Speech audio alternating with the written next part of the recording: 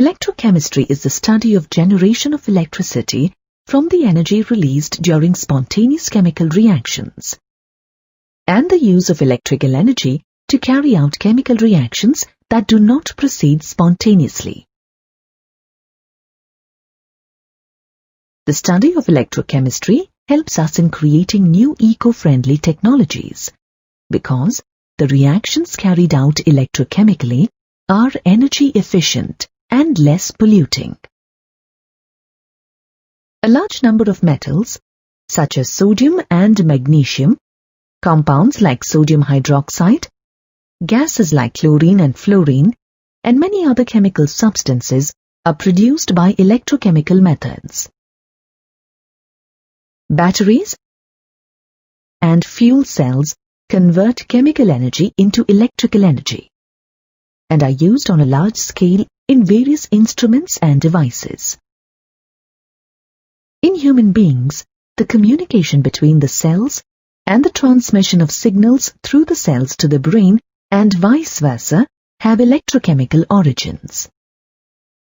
An electrochemical cell is a device that is capable of either producing an electric current due to chemical action or of producing chemical action due to the passage of electricity. There are two basic types of electrochemical cells. They are voltaic or galvanic cells and electrolytic cells. In voltaic cells, the chemical energy of a spontaneous redox reaction is converted into electrical energy. Voltaic cells are also called galvanic cells. The electrical energy produced by such batteries can be put to useful work, powering our cell phones, radios, and other devices. In electrolytic cells, electrical energy is required to carry out a non-spontaneous chemical reaction. When you recharge your cell phone battery, you are actually running an electrolytic cell. We will be focusing on voltaic cells in this module. Before we discuss how voltaic cells work, let's review the basics. Oxidation occurs when one or more electrons are lost. As a result, the oxidation number of a species increases. Shown here is an oxidation half reaction. Silver metal can lose one electron to form a silver ion. Reduction is defined as the gain of electrons. Note that the oxidation number of a species decreases when reduction occurs. For example, when a zinc ion gains 2 electrons, zinc metal is produced.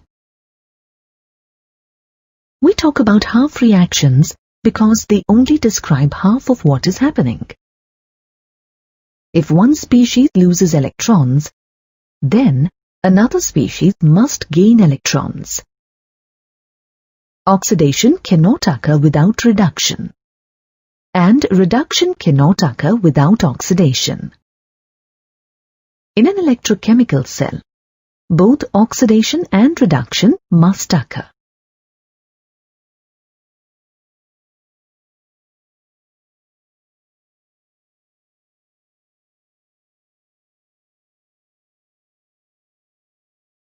Having trouble remembering the definitions for oxidation and reduction? Just think of an oil rig.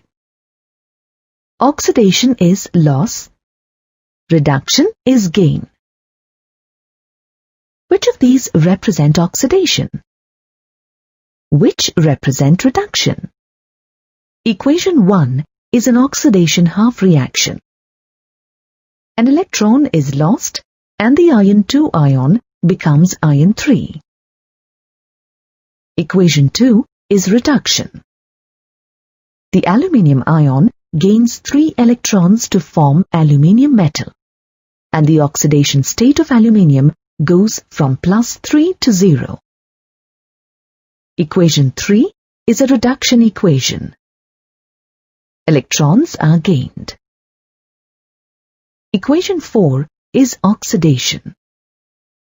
2 electrons are lost.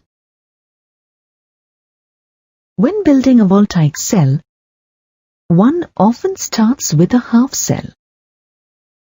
A half cell, or a redox couple, consists of a metal electrode immersed in an aqueous solution containing the metal ions.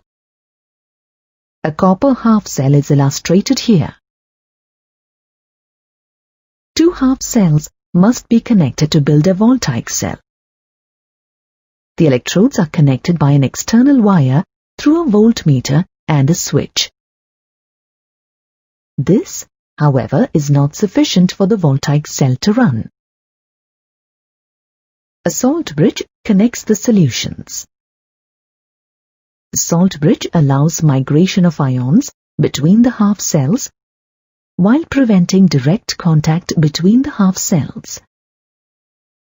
In this diagram, the salt bridge is a U-shaped tube containing an aqueous salt solution, such as potassium nitrate. In some Voltaic cells, a porous frit is used, or both electrodes may be immersed in the same electrolyte solution. When the switch is closed, the circuit is complete, and electrons move through the external wire. The migration of electrons through the external wire creates a current that can be used to run a motor or some other electrical device. The electrode where oxidation occurs is called the anode, and the electrode where reduction occurs is called the cathode. To help you remember this, think of an ox and a red cat. Oxidation occurs at the anode. Reduction occurs at the cathode.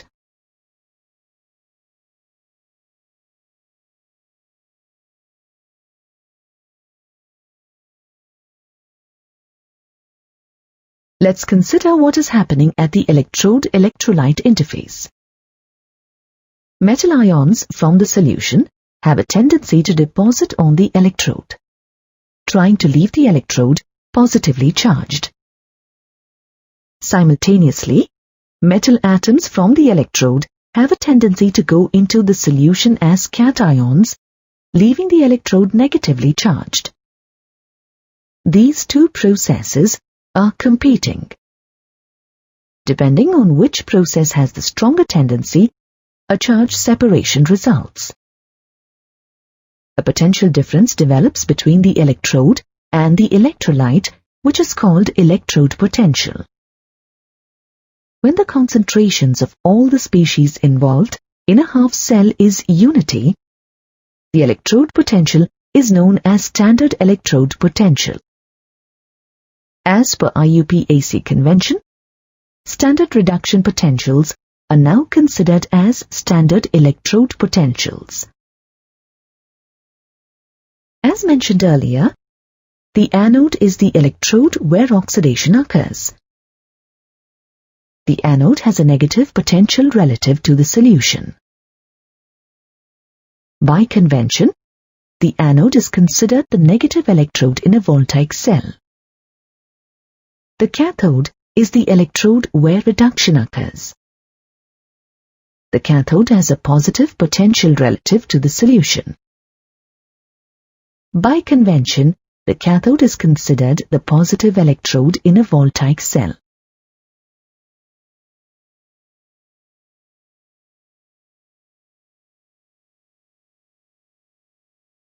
The Voltaic cell we've been discussing is called the Daniell cell. The net ionic equation for the Daniell cell is given here. Zinc metal reacts with copper 2 ions to form zinc ions and copper metal. Since oxidation is a loss of electrons, the oxidation half reaction has zinc metal losing 2 electrons to form zinc ions. Reduction is a gain of electrons. So, the reduction half reaction has copper 2 ions gaining 2 electrons to form copper metal. we know that oxidation occurs at the anode. So, zinc must be the anode. Copper must be the cathode because reduction occurs at the cathode. Electrons travel through the external wire from the anode to the cathode. By convention, when drawing Voltaic cells, the anode compartment is shown on the left and the cathode on the right. Generally, Voltaic cells are represented using a shorthand notation instead of a diagram showing the half cells. In this notation, a galvanic cell is represented by putting a single vertical line between the metal and electrolyte solution, and putting a double vertical line between the two electrolytes connected by a salt bridge. Using this notation, a Daniell cell may be represented as shown here. Under this convention, the EMF of the cell is positive and is given by the potential of the half cell on the right-hand side minus the potential of the half cell on the left-hand side. That is, the EMF of the cell is equal to E right minus E left. Using this convention, the EMF of a Daniell cell may be calculated as shown. In an operating Voltaic cell, electrons flow from the anode to the cathode. The current flows from the positive electrode, the cathode, to the negative electrode, the anode. This current flow takes place when the circuit is closed, because a potential difference exists between the two electrodes. The potential difference between the two electrodes is called the cell potential or the cell electromotive force, or EMF for short. Cell voltage is measured in volts. The potential of an individual half cell cannot be measured directly. We can only measure the difference in potential for two half cells. To simplify this, reduction potentials are measured relative to an arbitrary standard, called the standard hydrogen electrode. You will learn more about the measurement of electrode potential in the next module.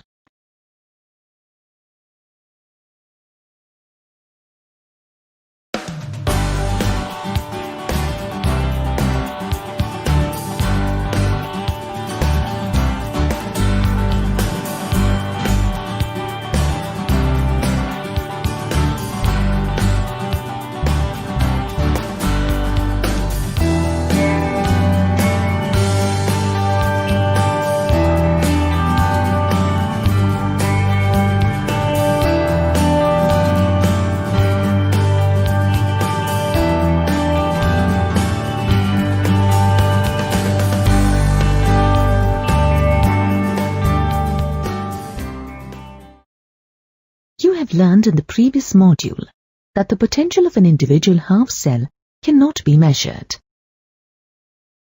You can only measure the difference between two half cell potentials, which gives the EMF of the cell. If the potential of a half cell is arbitrarily chosen as the standard, then the potential of the other half cell with respect to the arbitrary standard can be determined. Arbitrarily, the standard hydrogen electrode is chosen as the standard reference electrode. The standard hydrogen electrode consists of a platinum electrode coated with powdered platinum inside a glass tube. The platinum electrode is dipped into a 1 molar solution of hydrogen ions, and pure hydrogen gas is bubbled in at 1 bar of pressure. The standard hydrogen electrode is designed to carry out the half reaction shown here. A hydrogen ion plus 1 electron produces half a mole of hydrogen gas. By convention, the potential of the standard hydrogen electrode is assumed as 0 volts. When all ion concentrations are 1 molar, reduction potentials are called standard reduction potentials or standard electrode potentials. The standard electrode potential of an unknown half cell is determined experimentally by combining it with the standard hydrogen electrode. The EMF of the resulting galvanic cell is determined using a voltmeter. As the potential of the standard hydrogen electrode is assumed as 0 volts, the measured EMF itself becomes the standard electrode potential of the given half cell. For example, the standard electrode potential of a zinc electrode is determined by combining it with the standard hydrogen electrode and then measuring the EMF. The EMF of the cell is calculated as the potential of the right electrode minus the potential of the left electrode. Therefore, the EMF of the cell is equal to 0.76 volts. Thus, the standard electrode potential of zinc is equal to minus 0.76 volts. The negative value of the standard electrode potential indicates that zinc can reduce the H+ ions. Similarly, the standard electrode potential of copper is calculated as shown here. The positive value of standard electrode potential indicates that cupric ions get reduced more easily than H+ ions. In other words, hydrogen ions cannot oxidize copper. Thus, copper does not dissolve in HCl. On the other hand, copper dissolves in nitric acid due to the oxidation of copper by nitrate ions.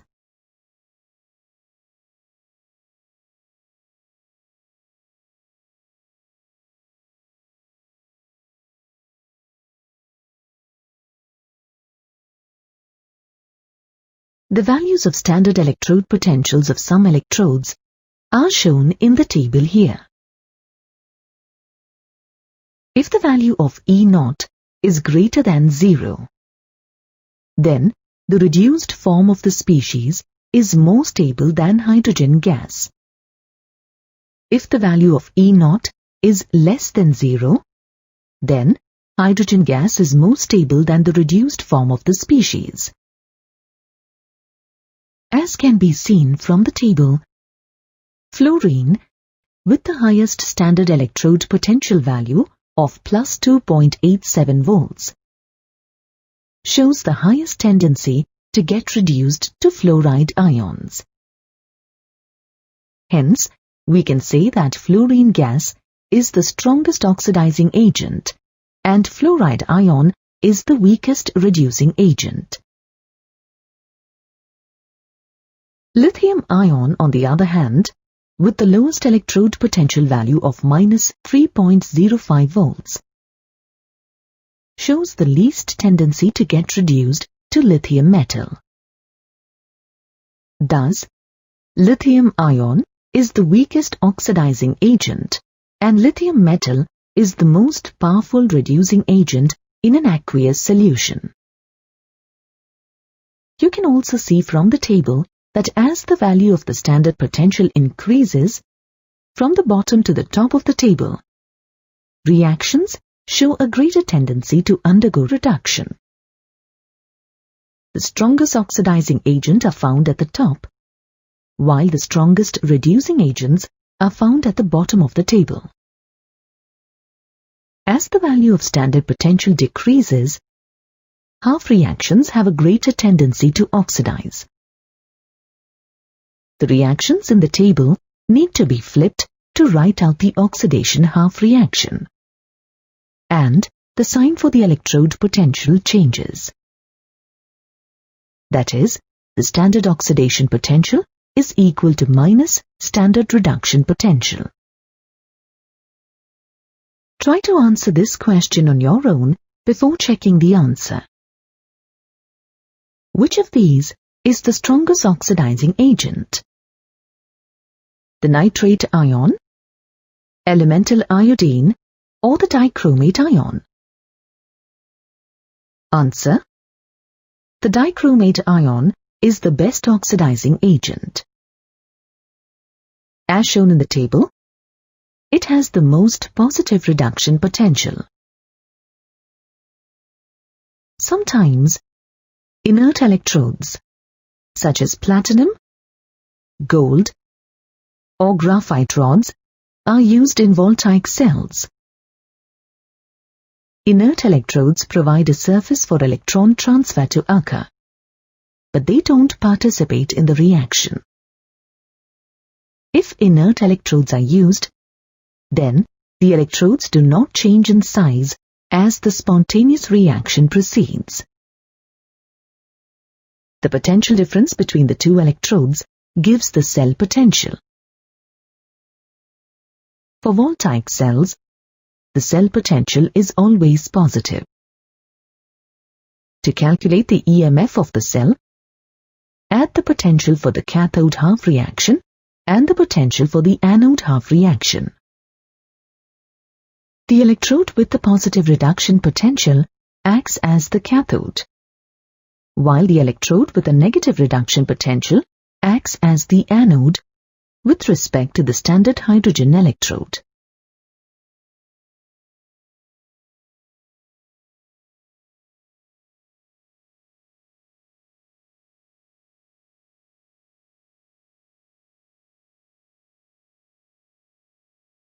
We'll develop our skills by completing a practice problem. Consider this situation. A student constructs a Voltaic cell by connecting a half cell containing silver wire immersed in 1 silver nitrate and a half cell made from aluminium wire immersed in 1 aluminium nitrate. Identify the anode and the cathode in the cell. Write the balanced net ionic equation that occurs. Calculate the EMF of the cell. Identify the direction of electron flow in the circuit. Identify the direction of ion movement through the salt bridge. Which electrode will get larger? Which electrode will get smaller? There's a lot to do here, so we'll work through the problem one piece at a time. Let's start by consulting our table of standard reduction potentials. The silver half reaction has a higher standard reduction potential than the aluminium half reaction. This means that silver has a greater tendency to undergo reduction than aluminium. Since silver has the higher standard potential, silver will undergo reduction. Aluminium has a greater tendency to oxidize, so we will need to write an oxidation half reaction for aluminium. Since reduction occurs at the cathode, silver will be the cathode in this Voltaic cell. Aluminium must be the anode, since oxidation occurs at the anode. Now that we've identified the anode and the cathode, writing the half reactions is easy. At the cathode, a silver ion gains 1 electron to form silver metal. The value for the standard reduction is plus 0.80 volts. At the anode, aluminium metal loses 3 electrons to form an aluminium ion. Compared to the standard reduction potential table, we have flipped the reaction. Notice also that the sign of the electrode potential changes as well when we write the oxidation half reaction. We need to balance these half reactions to show the conservation of change as well as mass. To do this, we must make sure that the number of electrons lost equal the number of electrons gained. In this problem, we need to multiply the cathode half reaction by 3. However, reduction potentials are intensive properties. Note that the value of E0 for the reduction half reaction is unaffected.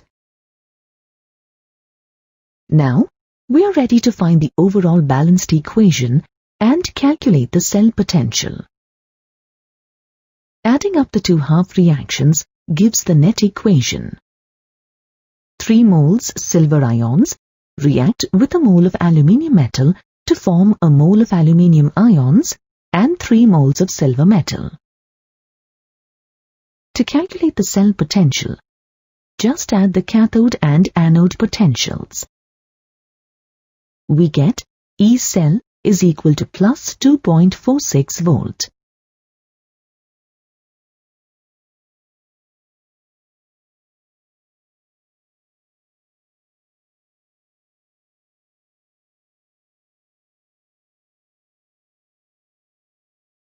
We have enough information now to draw a diagram of our Voltaic cell. Electrons will flow through the external wire from the aluminium strip, the anode, to the cathode, silver. When the switch is closed, anions will flow from the salt bridge into the anode compartment, and cations will flow into the cathode compartment.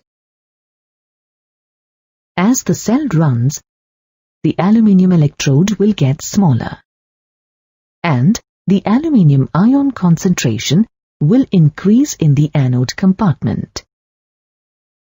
The silver electrode will get larger, while the silver ion concentration in the cathode compartment will decrease. Consider a Voltaic cell, such as the Daniell cell we studied earlier. If an external opposite potential that is less than the cell potential is applied, the reaction will continue in the forward direction. If instead an external opposite potential is applied that is equal to the cell potential, the reaction stops altogether. There will be no current flow. If the external opposite potential is larger than the cell potential, the cell will now run as an electrolytic cell. The reverse reaction will occur. Electrochemical cells have a variety of uses. For example, pH meters use electrochemical cells. Electrochemical cells can also be used to measure solubility product constants and other types of equilibrium constants. They are also useful in potentiometric titrations.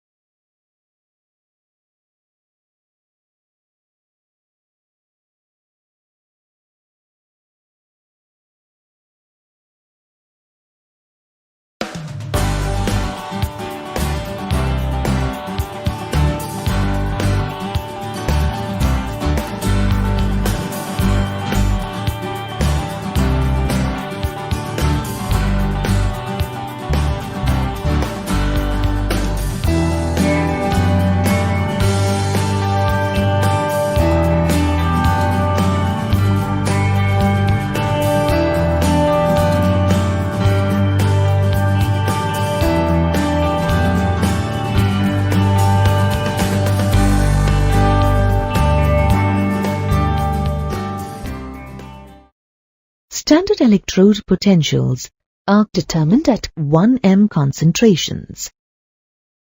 However, cell potentials are concentration dependent. How can we determine the cell potential if the concentrations are not 1m? Walter Nernst was a German physical chemist who won the Nobel Prize in 1920. one area of his research was the concentration dependence of galvanic cells. The Nernst equation shown here allows us to calculate cell potential at non-standard conditions. E cell is the cell potential at non-standard conditions. E naught is the cell potential at standard conditions. R is the universal gas constant and T is the temperature in Kelvin.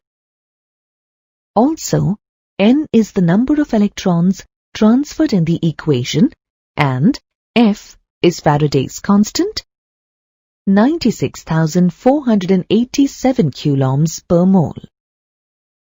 Q is the reaction quotient, or the ratio of products to reactants in terms of their molar concentrations. To calculate Q, the products are put in the numerator and the reactants are in the denominator.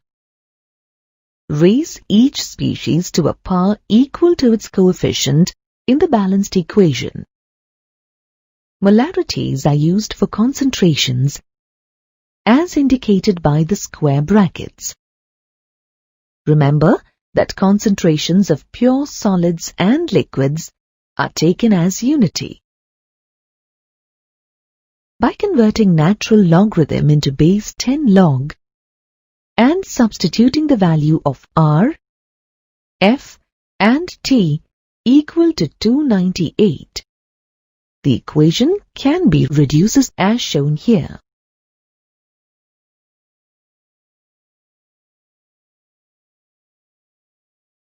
Let's work through a typical problem involving the Nernst equation. What is the cell voltage of a Daniell cell running with 0.1 molar zinc sulfate and 0.5 molar copper 2 sulfate at 25 degrees Celsius? The balanced net ionic equation is given here. Here's a strategy for solving the problem. First, you need to find E cell at standard conditions using our table of standard electrode potentials. Then, use the Nernst equation. From the half reactions, we see that 2 electrons are transferred in the overall reaction. Therefore, N equals 2. Now, we need to find E naught cell by using the equation shown here. E naught R is the electrode standard potential of a right-handed or reductive electrode and E naught L is the left-handed or oxidative electrode. Now work out the expression of Q, the reaction quotient. Since the concentrations of solids are taken as unity, the reaction quotient Q becomes the concentration of zinc 2 ions over the concentration of copper 2 ions. Then, we can substitute our expression for Q in the Nernst equation as shown here. From here, we can substitute our values for E naught, N, and the ion concentrations into the Nernst equation. The ratio for Q can be simplified as 0.1 divided by 0.5 equals 0.2.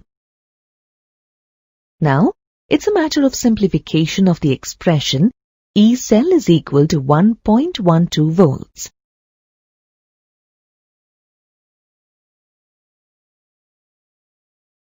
pH meters also work on the principle of the Nernst equation. Here is a typical problem you might encounter. A hydrogen electrode is in contact with the solution with a pH of 9. What is the potential of the electrode? Let's work through this problem together. We'll start by listing what we know. Since we are told the pH is 9, the hydrogen ion concentration is 10 to the power of minus 9 molar.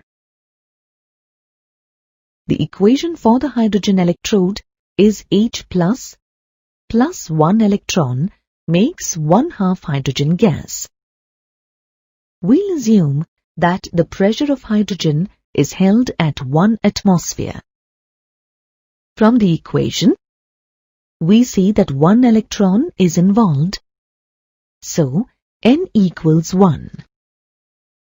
By convention, the standard potential is 0 volts. Now we can substitute this information into the Nernst equation. From the equation for the hydrogen electrode, we see that Q equals H2 over H plus. By evaluating the equation, we find that the electrode potential is minus 0.531 volts.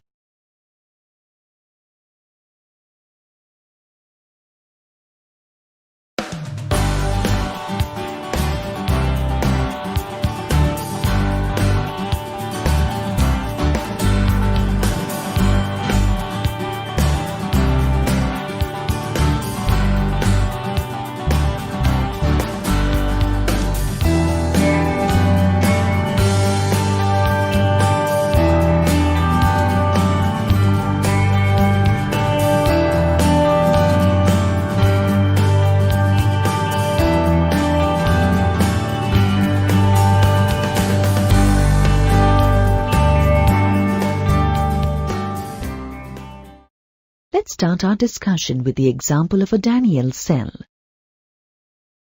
As a Daniell cell starts functioning, the concentration of copper-2 ions starts decreasing, and that of zinc ions starts increasing.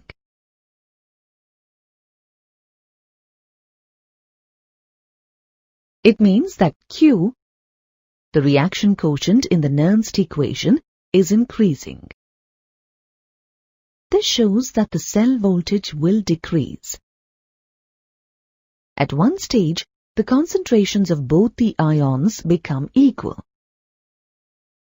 This indicates that the reaction will reach equilibrium and the voltmeter will read 0.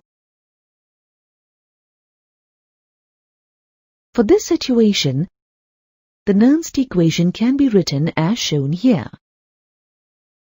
However, at equilibrium constant Kc is equal to concentration of zinc 2 ions over the concentration of copper 2 ions.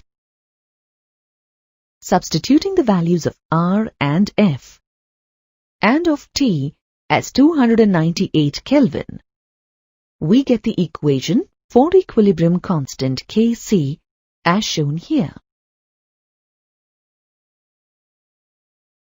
Consider a galvanic cell made from half cells using magnesium and nickel. Notice that the ion concentrations are all 1 molar. What is the equilibrium constant of this cell? Try to solve this problem on your own before proceeding. Let's start with the half reactions to find E cell. Since nickel has the greater reduction potential, it is the cathode and magnesium is the anode.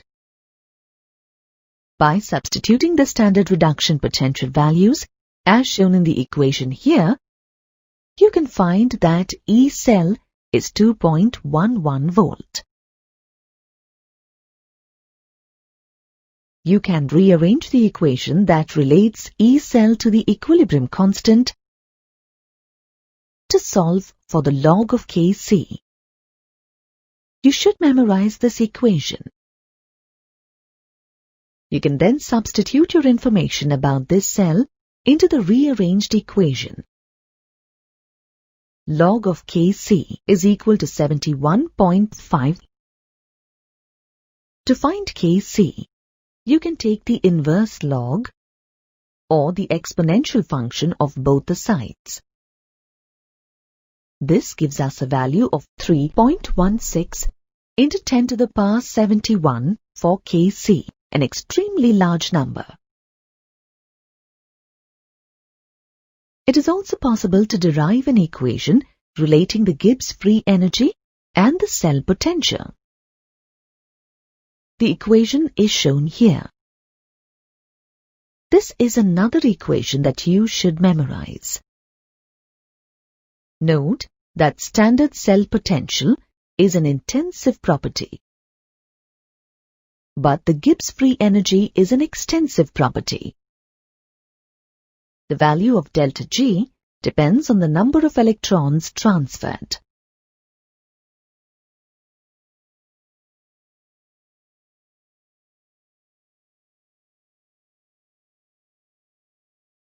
You already know that the Gibbs free energy is related to the equilibrium constant by the expression delta G is equal to minus RTLNK. With these equations, you can easily calculate the equilibrium constant and the Gibbs free energy for a given electrochemical cell. Let's consider a galvanic cell at 298 Kelvin. This cell is made from half cells containing aluminium and zinc, where the ion concentrations are 1 molar. From the table of standard reduction potentials, you can easily find that the standard cell potential at these conditions is plus 0.90 volt. We first need to look at the balanced equation. Since zinc has the higher electrode potential, zinc undergoes reduction, while aluminium undergoes oxidation. Notice that 6 electrons are transferred in the equation. 6 electrons are lost to oxidize 2 aluminium atoms to aluminium ions.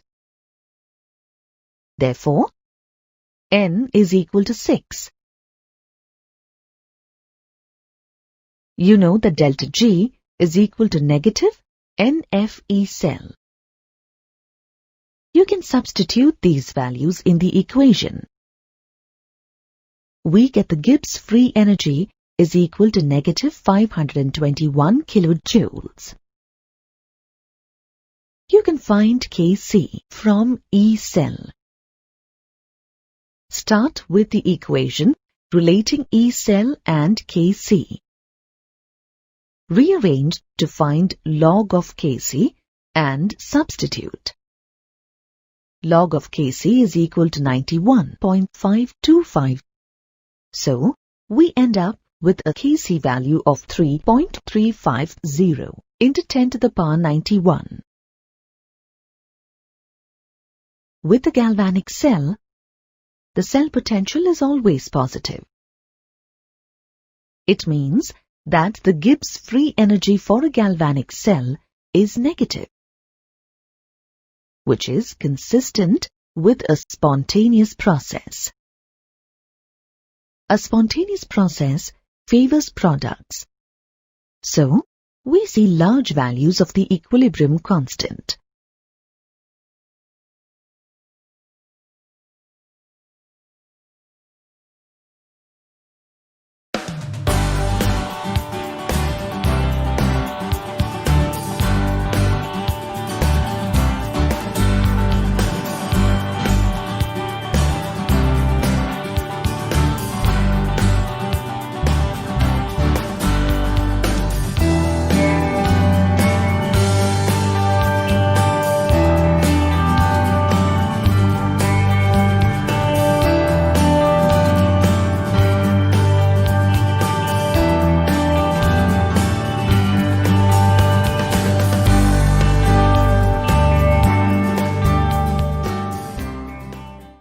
There are some key terms that you must first understand before proceeding to study the conductance of electricity. The first key term is electrical resistance, which has been given the symbol R. It is the opposition to the passage of an electric current. Resistance is measured in ohms.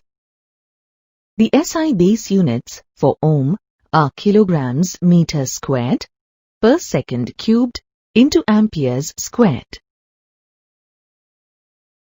The electrical resistance of any object is directly proportional to its length, L, and inversely proportional to its cross-sectional area, A. We need a proportionality constant to turn this proportionality into equality. This proportionality constant is called resistivity or specific resistance and is represented by the Greek letter ρ.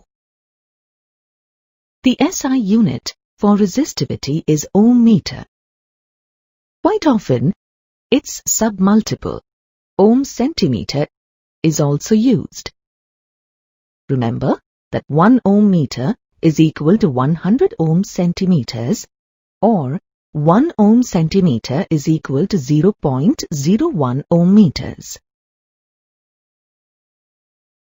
If the length of the conductor is 1 meter and the area of its cross-section is 1 square meter, then resistance R becomes equal to the resistivity ρ. Thus, resistivity is defined as the resistance of a substance when it is 1 meter long and has a cross-sectional area of 1 square meter. Conductance, which has the symbol G, is the inverse of resistance. Thus, we can write that G is equal to 1 upon R. Since R is equal to ρ into length upon cross-sectional area, we can say that conductance is equal to area divided by ρ into length. The unit for conductance is the Siemens, which has been given the symbol S. Siemens is equal to ohm inverse or mho. The reciprocal of resistivity is known as conductivity. Conductivity is represented by the lowercase Greek letter kappa. Thus, we can write that kappa is equal to 1 upon ρ. We can substitute kappa in the equation we wrote a little while ago for conductance. Now we can write that G, conductance, is equal to kappa into cross-sectional area upon length. If the length of the conductor is 1 meter and the area of its cross-section is 1 square meter, then conductance becomes equal to kappa. Thus, conductivity is defined as the conductance of a material when it is 1 meter long and has a cross-sectional area of 1 square meter. The SI unit for conductivity is Siemens per meter.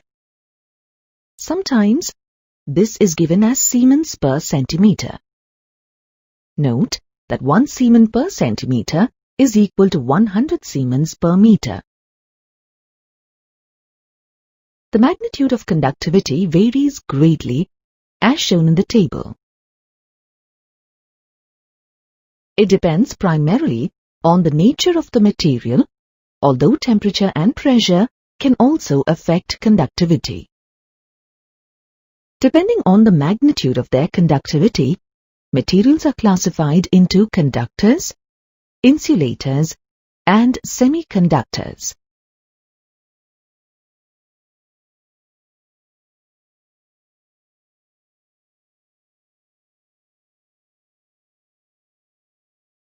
Conductors are materials with large conductivities, such as metals and metal alloys. Some non-metals, including graphite, carbon black, and some organic polymers, also act as conductors. Insulators are materials with very low conductivity, such as glass and ceramics. Semiconductors have conductivities between conductors and insulators. These important electronic materials include silicon, doped silicon, and gallium arsenide.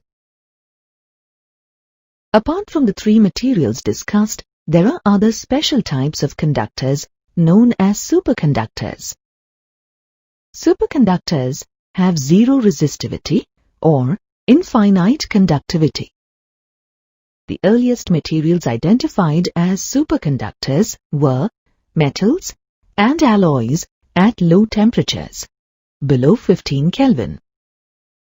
Certain ceramics and mixed oxides show superconductivity at temperatures as high as 150 Kelvin.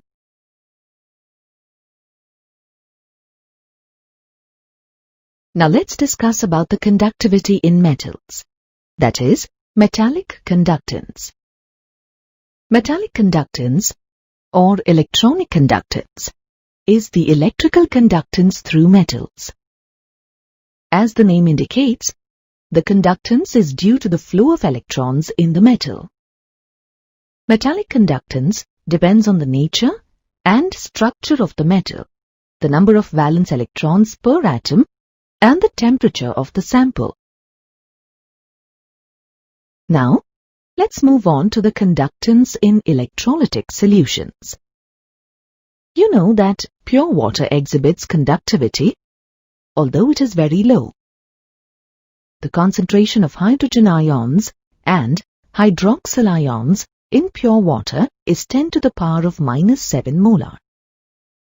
Due to the presence of these ions in very low concentrations, pure water has a very low conductivity.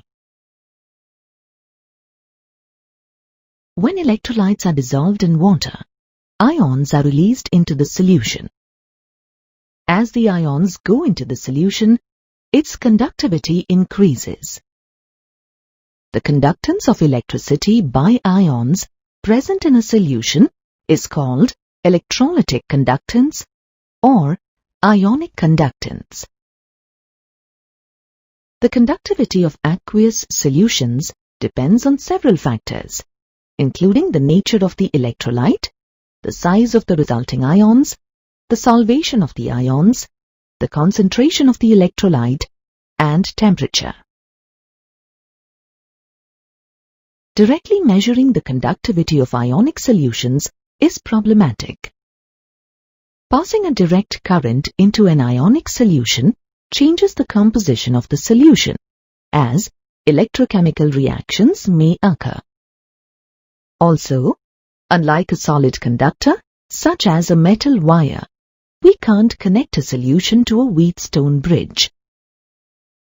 To measure the conductivity of an ionic solution, we use a conductivity cell, like the one shown in the illustration here. A conductivity cell contains two platinum electrodes coated with platinum black, separated by a distance, L, with a cross-sectional area, A. An alternating current source is used as the source of power. The column of the solution separating the two electrodes then has a resistance described by the equation R is equal to rho into L upon A. The cell constant, G star, depends on the distance between the electrodes and their cross-sectional areas. G star is equal to L divided by A. The unit of cell constant is per centimeter. If we know the length and the area, we can calculate the cell constant directly. However, direct measurement of the length and area of cross-section of the electrodes are both difficult and unreliable.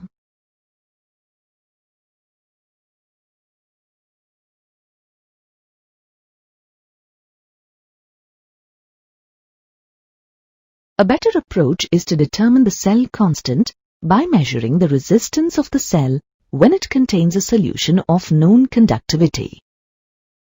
For this purpose, we use potassium chloride solutions whose conductivity is known accurately at various concentrations and temperatures. The table here shows the conductivity of different concentrations of potassium chloride solution at 298 Kelvin. The cell constant, G star, is equal to resistance into conductivity of the solution. Once we know the cell constant, we can use it to measure the resistance or conductivity of any solution.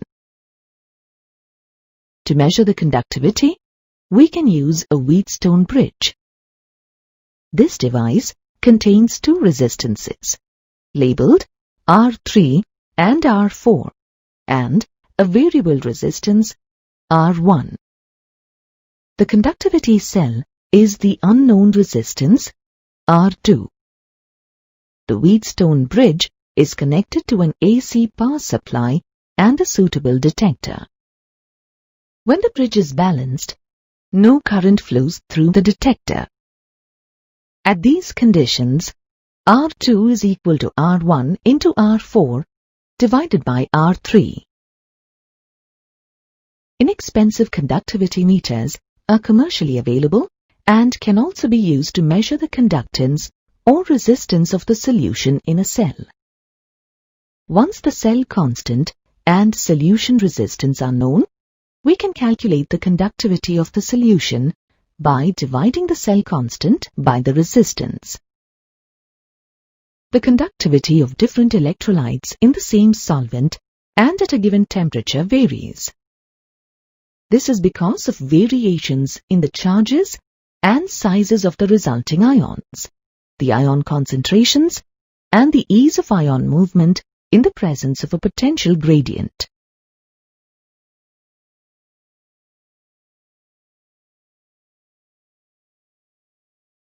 Therefore, we introduce the concept of molar conductivity, which uses a Greek letter lambda with a subscript m as its symbol.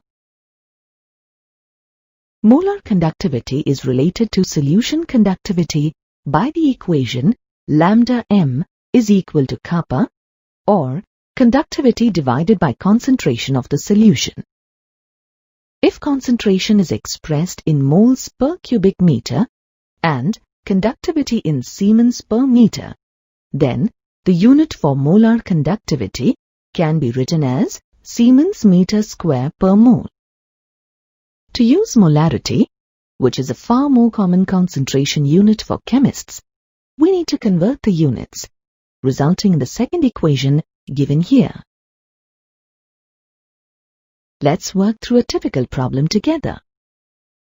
A conductivity cell is filled with 0.1 m KCl. The resistance of the KCl solution is 200 ohm. The same conductivity cell is filled with 0.03 m NaCl, and the cell resistance is 500 ohm. What is the conductivity and molar conductivity of 0.03 m NaCl? The conductivity of 0.1 m KCl solution is 1.29 Siemens per meter. Note that there are multiple parts to the problem. Here's our strategy. First, we need to find the cell constant, G star. We can do this by using the information given about the KCl solution. We know that G star is equal to conductivity multiplied by resistance. Given that the conductivity of a 0.1 molar potassium chloride solution is 1.29 Siemens per meter. Remember that Siemens is equal to inverse ohms. The resistance of the solution is measured to be 200 ohms. Therefore, the cell constant is the product of 1.29 times 200. The unit of ohms cancels, giving a cell constant of 258 inverse meters or 2.58 inverse centimeters. With the cell constant, we can now find the conductivity of the 0.03 molar sodium chloride solution. We know that conductivity is equal to the cell constant divided by the resistance of the solution, which has been given as 500 ohms. So, we calculate that the conductivity of the 0.03 molar NaCl solution is 0.516 Siemens per meter. We can use the equation shown here to find the molar conductivity from the conductivity and the molarity of the sodium chloride solution. By substituting and evaluating, we determine the molar conductivity to be 1.72 into 10 to the power 4 Siemens meters squared per mole.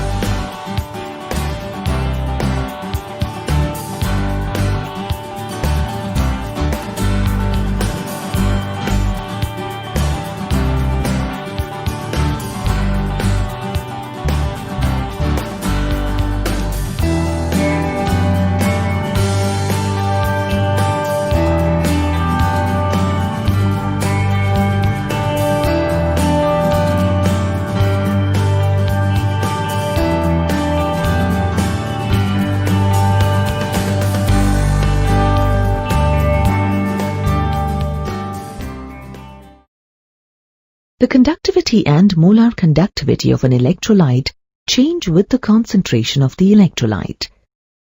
As concentration decreases, conductivity decreases for both strong and weak electrolytes.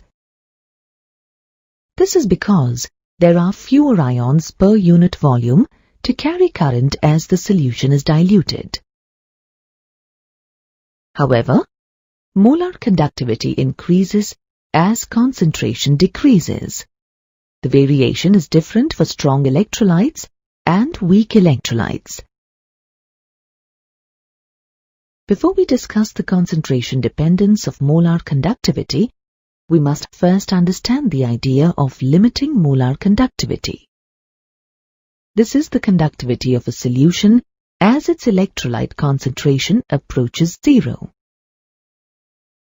Limiting molar conductivity is given the symbol lambda m naught. The molar conductivity of strong electrolytes is weakly dependent on concentration. If we plot a graph of molar conductivity against the square root of concentration, we see that the y-intercept is the limiting molar concentration. The slope of the resulting line is the Kohlrausch coefficient, which depends on the specific salt. The Kohlrausch coefficient depends on the cation and anion charges of the ions formed by the electrolyte. You can classify electrolytes by the charges formed. For example, NaCl is considered to be a 1,1 electrolyte, since the sodium ion is +1 and the chloride ion is -1. Using similar reasoning, you can classify calcium chloride as a 2,1 electrolyte. Magnesium sulfate is a 2,2 electrolyte. All electrolytes of a particular type have the same Kohlrausch coefficient. Kohlrausch carried out studies on limiting molar conductivity for a variety of electrolytes. From his work, he deduced the law of independent migration of ions, or Kohlrausch's law. This law states that limiting molar conductivity can be represented as the sum of the individual contribution of the anions and cations of the electrolyte. For a salt of general form AYBZ at infinite dilution, limiting molar conductivity is equal to Y times the limiting molar conductivity of cation A plus Z times the limiting molar conductivity of anion B. Try to work through this problem on your own before checking the answer. Calculate the limiting molar conductivity for sodium sulfate from the data given here. Sodium sulfate contains 2 sodium ions and 1 sulfate ion. From Kohl-Rausch's law, the limiting molar conductivity is equal to 2 times the limiting molar conductivity of sodium ions plus the limiting molar conductivity of the sulfate ions. Substituting the values from the table, we get the limiting molar conductivity of sodium sulfate as 260.2 Siemens centimeter square per mole.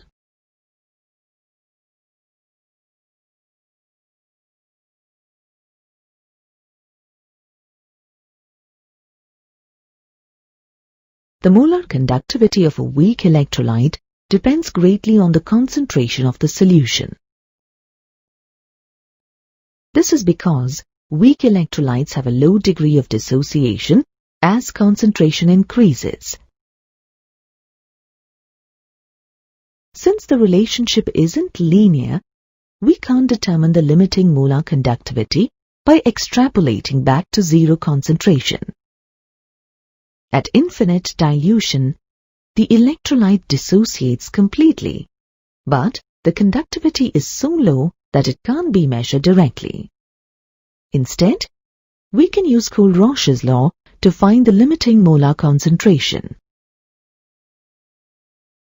We can approximate the degree of dissociation, alpha, for a weak electrolyte as the ratio of molar conductivity to limiting molar conductivity.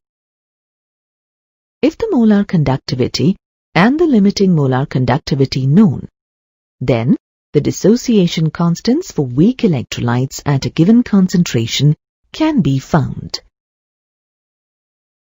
Here is a typical problem.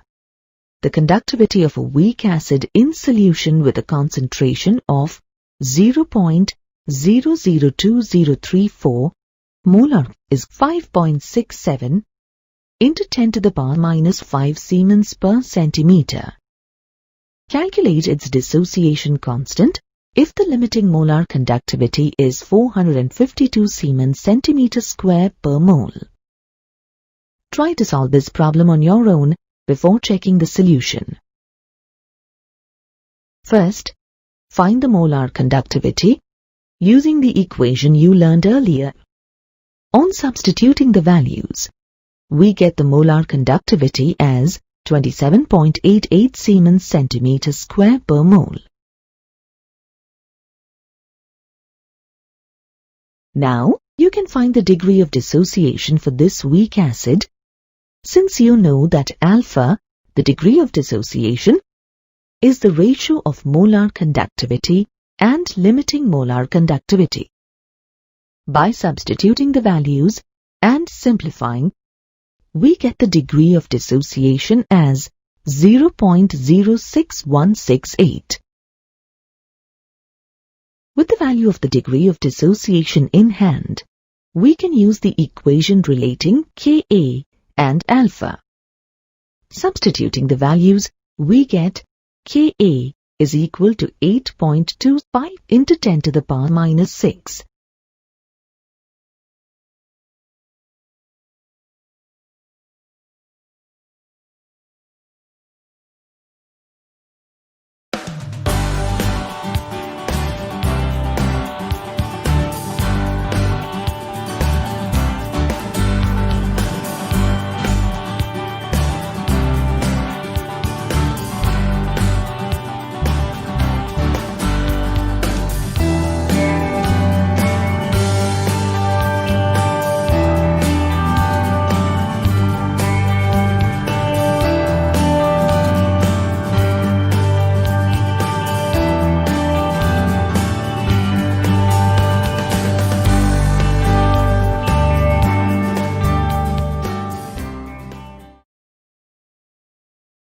An electrolytic cell is an arrangement in which an external source of voltage brings about a chemical change. Since electrical energy is put in, the reaction is non-spontaneous. when you recharge a battery, you are actually running them as electrolytic cells.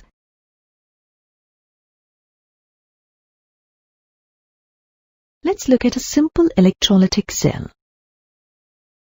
As shown in the diagram here, it consists of 2 copper electrodes immersed in an aqueous copper sulfate solution. The electrodes are connected to a DC power supply. When the power supply is turned on, reduction occurs at the cathode, which is the electrode connected to the negative lead of the power supply. Oxidation occurs at the anode, which is connected to the positive lead of the power supply.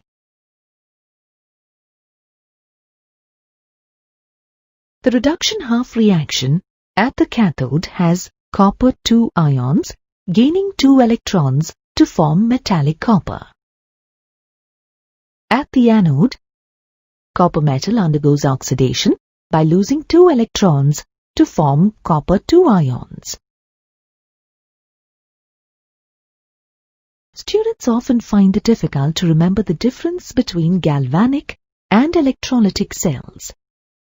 In galvanic cells, the anode is considered to be the negative electrode, and reactions are spontaneous. The cell potential is always positive, and the change in Gibbs free energy is negative. In electrolytic cells, the cathode is considered to be the negative electrode, and the reactions are non-spontaneous.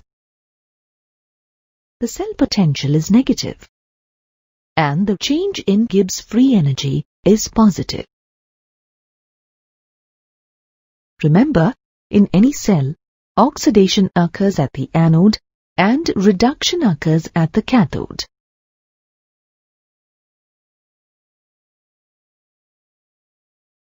For example, an impure sample of copper can be used as the anode. As the cell runs, pure copper is deposited on the cathode.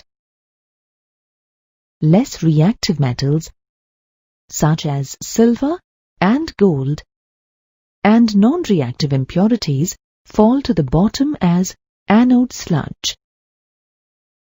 Similar processes are used to produce sodium, magnesium, aluminium, and other metals on large scales.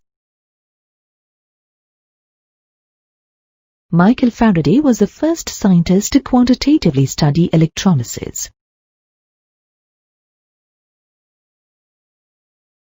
Faraday's work can be summarized in his 2 laws of electrolysis. Faraday's first law states that the extent of chemical reaction that occurs at any electrode during electrolysis is directly proportional to the quantity of electricity passed through the electrolyte. The electrolyte may be molten or in an aqueous solution. In other words, the mass of an element that deposits at an electrode during electrolysis is proportional to Q, the total amount of electricity passed through the cell. Faraday's second law states that the amounts of different substances produced by the same amount of electricity passing through the electrolytic solution are proportional to their equivalent masses. Equivalent mass can be calculated by dividing the atomic mass of a metal by the number of electrons needed to reduce a cation. The amount of charge Q passed through the cell can be determined from the product of current and time. To determine the charge in coulombs, multiply the current in amperes by the number of seconds for which it was applied. The stoichiometry of the half reaction needs to be considered in quantitative electrolysis. The half reaction relates the number of electrons to the metal deposited. For example, in the reduction of silver ions. 1 mole of electrons is needed for each mole of silver ions that reduce. You know that the charge on one electron is equal to 1.6021 multiplied by 10 raised to the power of minus 19 coulomb. Hence, the charge on 1 mole of electron is equal to the product of the charge on an electron and the Avogadro number.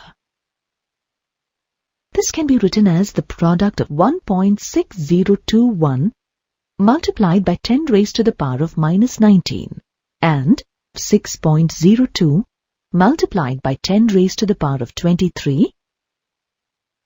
Therefore, the charge on 1 mole of electrons is equal to 96,487 coulombs per mole.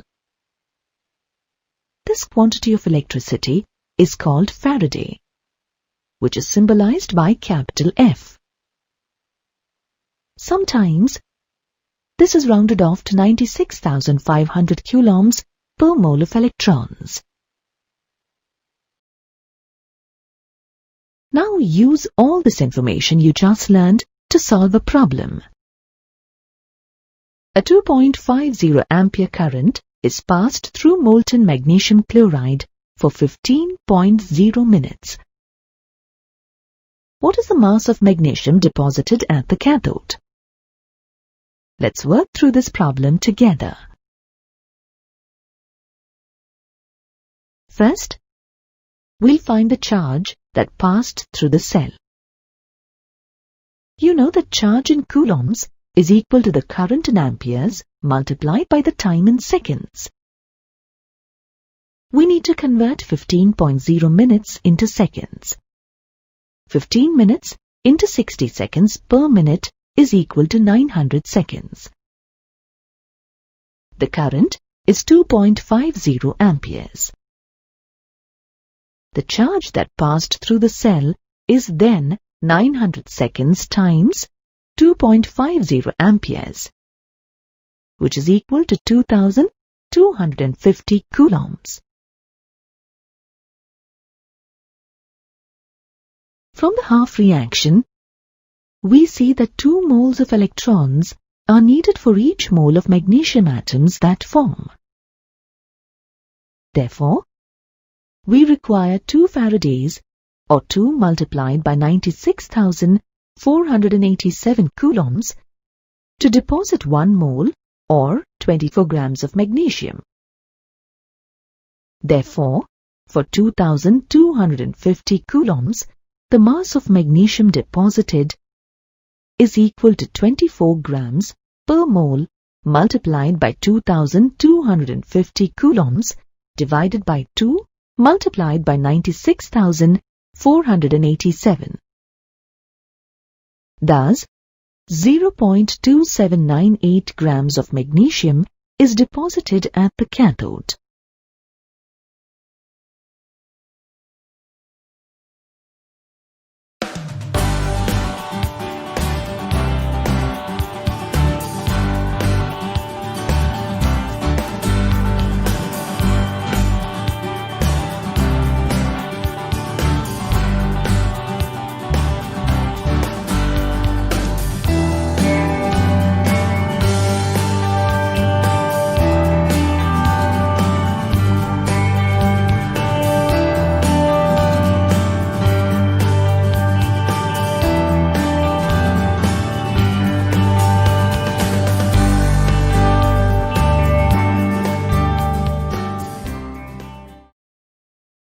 The products of electrolysis depend on the nature of the electrolyte being electrolyzed and the type of electrodes used.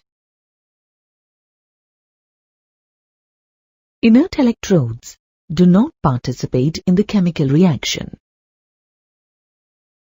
Inert electrodes act as a source or a sink for the electrons, providing a surface for the electron transfer. Platinum, gold, or graphite electrodes are commonly used as inert electrodes.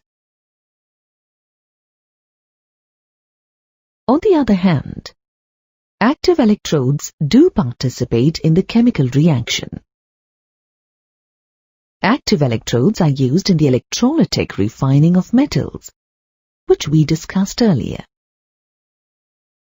Thus, we can conclude that the products of electrolysis may be different for reactive and inert electrodes. The products of electrolysis reactions depend on the oxidizing and reducing species present in the electrolytic cell and their standard electrode potentials. Some electrochemical processes are kinetically very slow. At lower voltages, these processes don't seem to occur at all.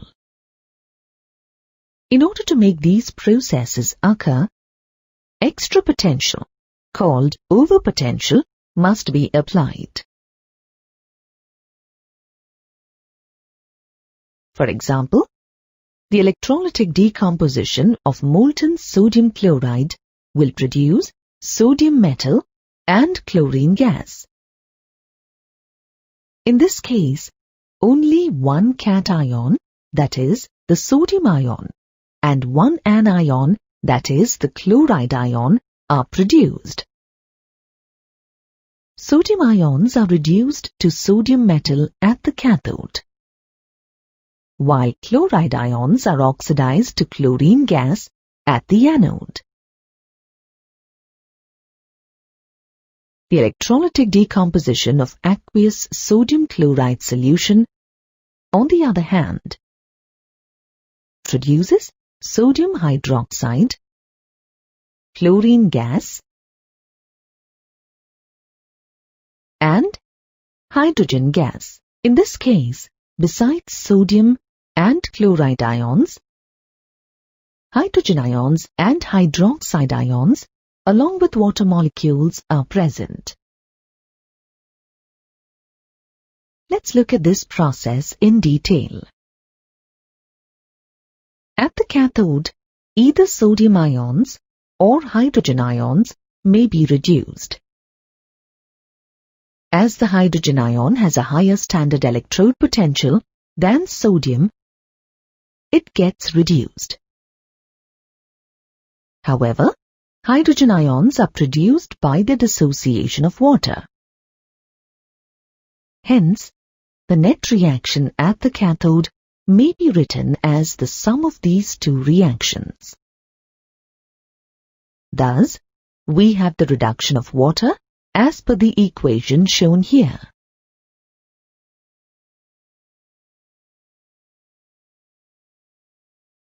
At the anode, too, there are two substances that can be oxidized: chloride ions and water molecules. At first glance, it would seem easier for water to get oxidized than chloride ions, since the electrode potential of water is lower than that of chloride ions. However, the oxidation of water is a kinetically slow process. Hence, an extra potential called overpotential is needed for the production of oxygen. This explains why chlorine, but not oxygen, is produced during the electrolysis of aqueous sodium chloride. The net reactions of electrolysis of an aqueous solution of sodium chloride are as shown here. It is more challenging to predict the products of electrolysis reactions in aqueous solutions.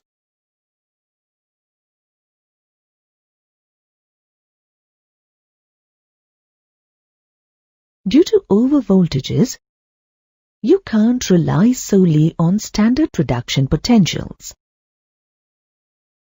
Reduction will occur at the cathode, but there are two possibilities for the reduction half reaction. First, ask yourself if the cation is a transition metal or a representative metal cation.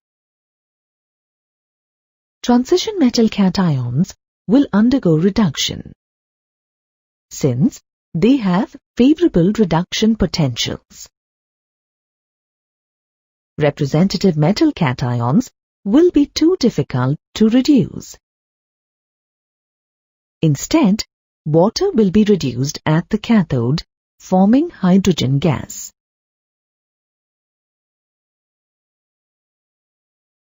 Predicting the oxidation half reactions is more complicated. It depends on the relative ease with which the different species present in the solution are oxidized. Halide ions will undergo oxidation to form the diatomic elements in preference to water. However, chloride ions undergo oxidation in preference to water due to overvoltage of oxygen. On the other hand, oxoanions are too difficult to oxidize. So, water is oxidized to form oxygen gas.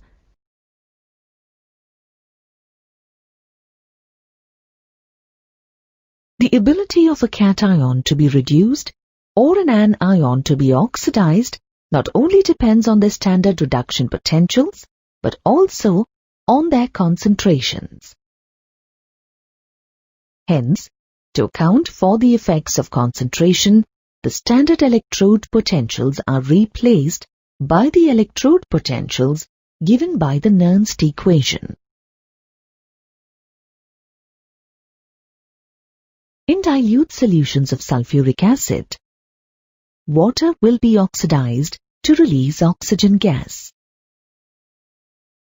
However, in concentrated solutions of sulfuric acid, the formation of the peroxydisulfate ion is favored.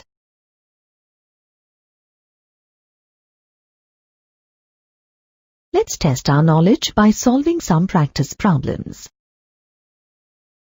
Try to answer this question on your own before proceeding. Predict the products and write a balanced equation if an aqueous solution of silver nitrate is electrolyzed. Assume that the electrodes are inert. Let's start with the reduction process at the cathode. Silver, a transition metal, has a favorable reduction potential. So, silver ions will be reduced to form silver metal. The half reaction is written out. Since the electrode potential value of water is less than that of the nitrate ion, water will undergo oxidation to form oxygen gas as shown in the half reaction. Now, we can sum the two half reactions. We need to make sure that the number of electrons gained is equal to the number of electrons lost, and then add the half reactions to write the overall equation. Here's another problem. Try to answer it on your own first. A dilute solution of sodium sulfate is electrolyzed. Predict the products of the electrolysis, assuming that the electrodes are inert. We'll use the same basic strategy as the previous problem. At the cathode, it is easier to reduce water than the sodium ion, as it has a higher standard reduction potential value than sodium. So, water will undergo reduction to form hydrogen gas. At the anode, it is easier to oxidize water than the sulfate ion, since the standard reduction potential for water is less than that of sulfate ions. Water will oxidize to produce oxygen gas. We need to make sure that the number of electrons gained is equal to the number of electrons lost. By summing the two half reactions, we can write an overall equation. Note that H plus OH minus make H2O.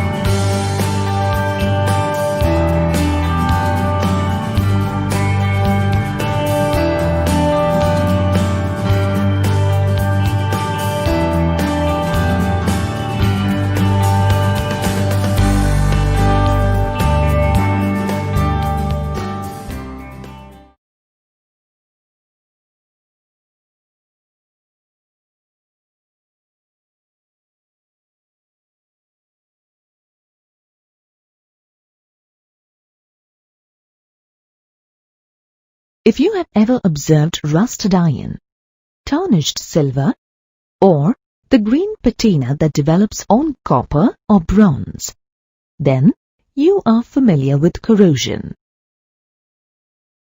Corrosion is the term used to describe the process of the surface of metal objects getting covered by oxides or other salts of the metal. In corrosion, the metal is oxidized by losing electrons to oxygen, forming oxides. Corrosion is essentially an electrochemical process. Let's look at the corrosion of iron, which is commonly known as rusting, in detail. Iron corrodes in the presence of water and air. The spot where the corrosion begins can be considered the anode. Here, iron loses 2 electrons to form the iron 2 ion. The oxidation half reaction has an oxidation potential of minus 0.44 volt. The electrons thus released then move to another spot on the metal, which then behaves as the cathode.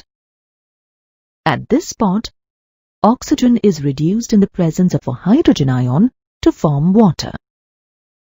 The hydrogen ions are believed to be available either from carbonic acid that is formed when carbon dioxide dissolves in water, or due to the dissolution of other acidic oxides from the atmosphere. The reduction potential for this process is 1.23 volts. In the overall equation, iron is oxidized to iron 2 ions, while oxygen is reduced to form water. The cell potential is 1.67 volts, consistent with the spontaneous reaction. The ferrous ions formed are then further oxidized by atmospheric oxygen to ferric ions in the form of hydrated iron 3 oxide, commonly known as rust. It is very important to prevent corrosion because it damages electrical towers, bridges, buildings, which can collapse as a result, and ships, which can develop a breach. Corrosion can also force major industrial plants, such as power plants or chemical processing plants, to be shut down. Hence, corrosion not only results in loss of money, but also endangers public safety. How can corrosion be prevented?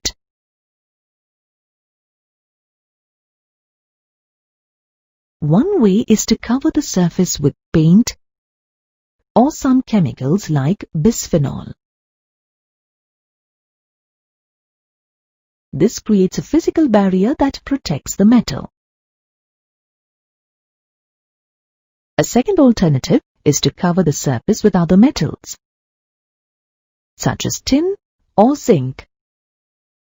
Like paint, this prevents oxygen and water from reaching the metal surface. We can also use electrochemistry to prevent corrosion. In cathodic protection, the metal is coated with another metal that is more easily oxidized. In cathodic protection of iron, iron becomes the cathode and the metal coating becomes the sacrificial anode. Cathodic protection can be used to protect steel pipes from corrosion. Magnesium oxidizes more readily than iron, as you know from the table of standard reduction potentials. In this diagram, a magnesium rod is buried and soldered to a steel pipe. Magnesium acts as the anode and the pipe acts as the cathode. The damp soil acts as an electrolyte. The magnesium rod can be dug up and replaced. This is much faster and less expensive than replacing the pipe itself. Try to answer this question on your own before proceeding. Based on the table of standard reduction potentials, which of these metals could provide cathodic protection to iron? Aluminium, copper, nickel, or zinc? Answer: aluminium and zinc could be used to protect iron from corrosion. As shown in the table, their reduction potentials are more negative than that of iron. This means that they are more readily oxidized than iron. Copper and nickel reduce more readily than iron, making them unsuitable for cathodic protection.